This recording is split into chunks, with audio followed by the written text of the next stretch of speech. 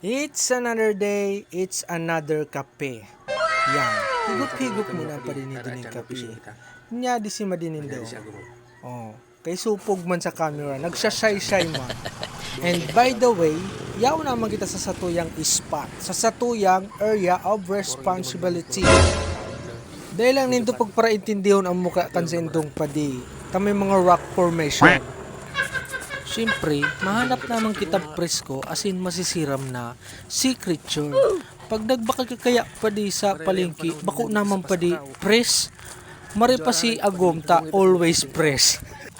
Linti ang taaram yan ka mga padihunta na nagtitiw-tiw man. Digdi sa samo, sa probinsya, bukod sa madaling makuha ang pagsuda, libre pa. Kumuha ka lang sa gilid nin kangkong. Oh, suda na. Maugma ang buhay probinsya. Kaya ikapadi, dahil na magduwa-duwa, magtaga-uli-uli ka man, iyo baga. Mala ni, nagpadakop ng sirang bagaong, biyong nagpipisik-pisik ko. Yan ang sinasabi ko, buhay pang pagkasira.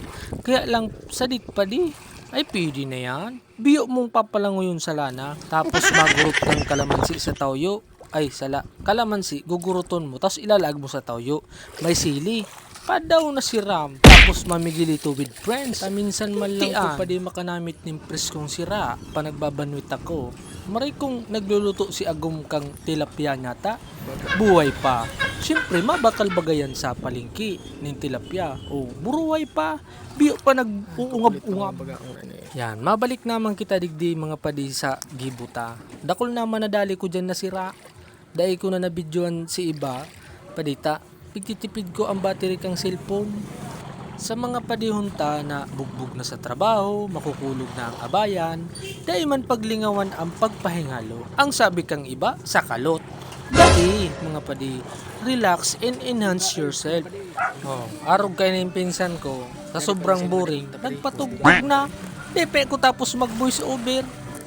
Mala yan padi, katama na ni, digdi na lang, kasunod naman lang kita.